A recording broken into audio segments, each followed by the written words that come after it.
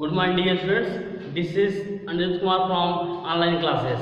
So today आज की video में हम बात करने वाले हैं sonnet number 16 by William Shakespeare. Now first of all I would like to tell about William Shakespeare, a great poet of England, and he was born 1564 and died 1616. My dear students, as you know that William Shakespeare is a great sonneteer. He is called the father of English sonnet. Shakespeare ने बहुत सारे sonnet लिखे हैं, 154 sonnet, and some important points I would like to talk about the sonnets of Shakespeare. The theme of Shakespearean sonnet is marriage, love, marriage and friendship.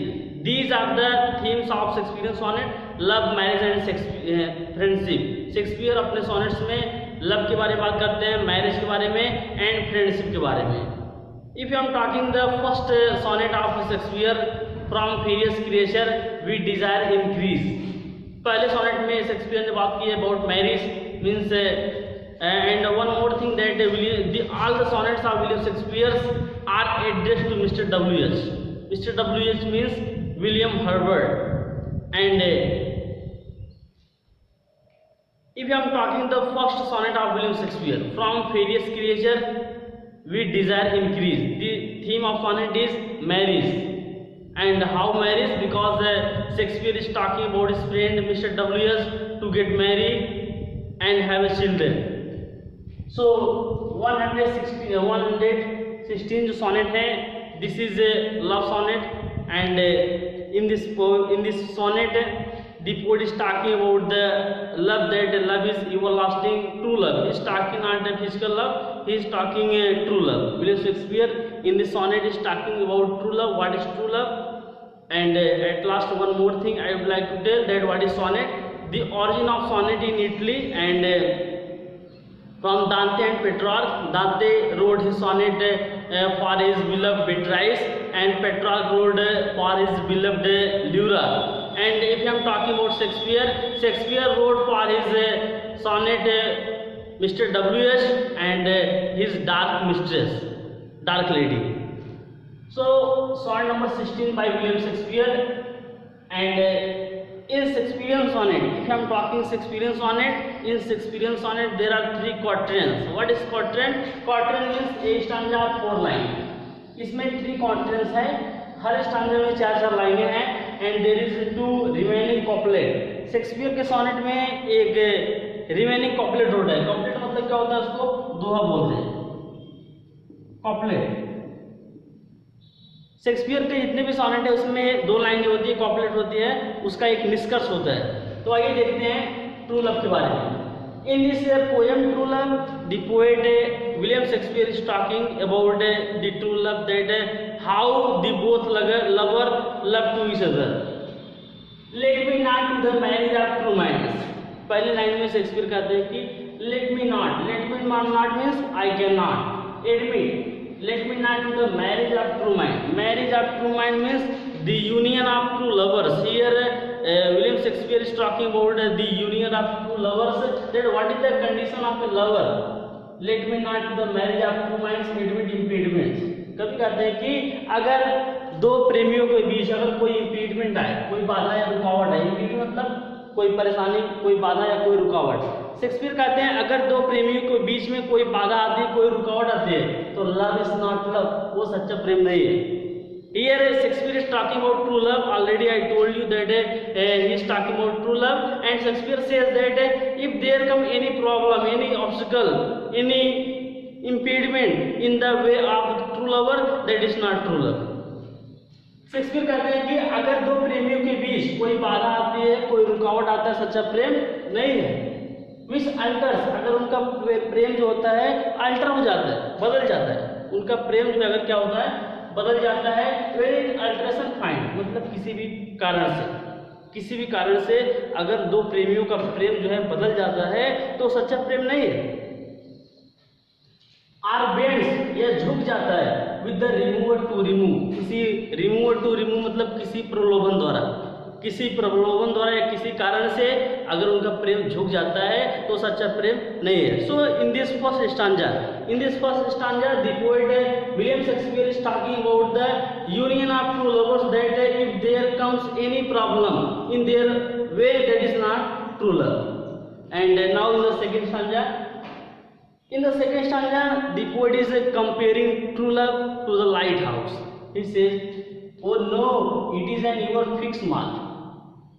कवि कहता है कि जो सच्चा प्रेम जो होता है ये फिक्स मार्क की तरह है, उस प्रकाश स्तंभ की तरह होता है. ये सच्चा जो प्रेम होता है किसकी तरह होता है?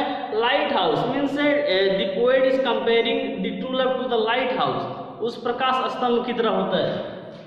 That looks on tempests, जो तूफान की गति में भी दिखाई देता है. सच्चा प्रेम किसकी तरह होता है? टेम्पेस्ट की तरह होता है, गति की तरह, तूफान की गति की तरह. एंड इज नेवर सेकेंड, और वो कभी समाप्त नहीं होता है.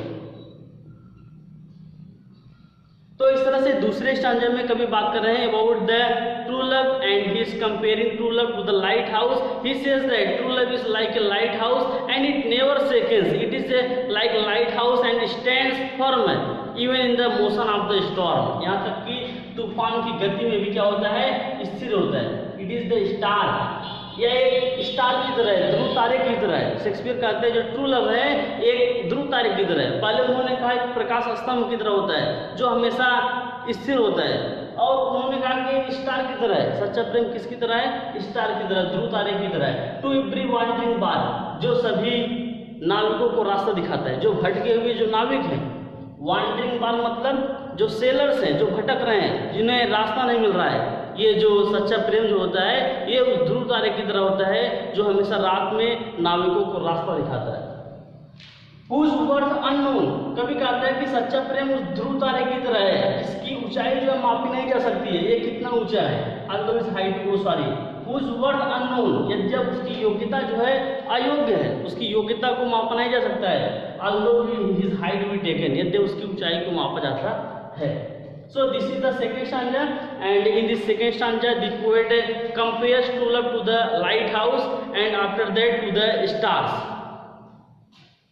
Now third stanza, and in the third stanza the poet is talking that true love is not the victim of time.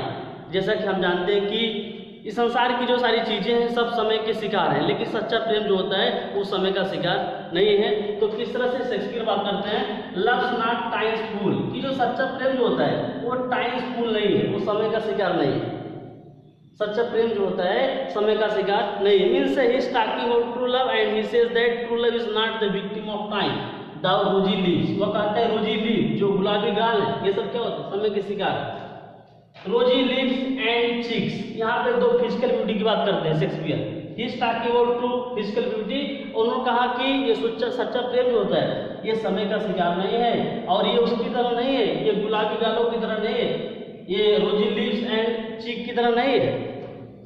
With in his bending sickle compass come, और ये उस फसल की तरह भी नहीं है. जो फसल जो होती है जब वो पकती है तो उसको क्या किया जाता है? उसको झुका करके काट लिया जाता है. शेक्सपियर कहते हैं लव्स नॉट टाइम्स फूल, सच्चा प्रेम समय का शिकार नहीं. जिस तरह से रोजी लिप्स हो गए एंड चीक हो गए. With in his bending sickle, ये जो रोजी लिप्स हैं, ये चीक्स हैं, ये उस फसल की तरह है जिसको पक जाने पे क्या किया जाता है? उसको काट लिया जाता है. सिक्कल मतलब होता है हंसिया, कंपास कम मतलब उसको जब पक जाती है फसल उसको हंसिया से झुका करके काट लिया जाता है. Love alters not with this brief hour and week. Shakespeare कहते हैं कि जो सच्चा प्रेम होता है, love alters not with this brief, सच्चा प्रेम कभी बदलता नहीं है. न तो घंटों में बदलता है, न तो सप्ताह में, कभी नहीं बदलता है. सच्चा प्रेम जो होता है कभी बदलता नहीं है. But bears it out even to the edge of doom. Edge of doom मतलब कयामत के दिन. ये कयामत के दिन भी क्या होता है? जीवित होता है. शेक्सपियर कहते हैं कि सच्चा प्रेम जो होता है न तो सप्ताह में बदलता है, न तो घंटों में बदलता है, ये कयामत के दिन भी क्या होता है? जीवित होता है. नाउ दी थर्ड स्टांजा है completed and last two remaining जो कॉपलेट है उसके बारे में बात करते हैं. कॉपलेट में बात करेंगे Shakespeare about the conclusion. If this will error and upon me prove. Shakespeare कहते हैं अगर कोई इसको इरर साबित कर दे, गलत साबित कर दे, जो भी हमने सच्चे प्रेम के बारे में बताया है. शेक्सपियर कहते हैं कि सच्चे प्रेम के बारे में ऊपर की जो 3 स्टांजा है, तीनों स्टांजा मैंने जो कुछ बताया, अगर कोई भी व्यक्ति उसको गलत साबित कर देता है, इफ दिस बी इधर, अगर कोई इसको गलत साबित कर दिया, एंड अपॉन प्रूव्ड, और ये सिद्ध कर दिया, I never read nor no my new luck. Shakespeare कहते हैं जो भी हमने सच्चे प्रेम के बारे में बताया है, अगर कोई इसको गलत साबित कर दे तो मैं अपने आप को समझूंगा कि आई नेवर रीड, कि मैं पोयम कभी लिखा ही नहीं, not know man you were loved, और मैं यही समझूंगा कि कभी किसी से कोई सच्चा प्रेम किया ही नहीं। So this is the poem Sonnet 16 by William Shakespeare, and in this poem the poet talks about true love, what is true love, and once again I would like to inform you that in this poem there are 3 stanza, every stanza has 4 lines and one remaining couplet. In this poem the poet talks about true love. So आज के लिए इतना ही, and don't forget to like and subscribe and comment करके हमको बताइए कि हम किस तरह से और भी वीडियो को बनाएं। So thank you.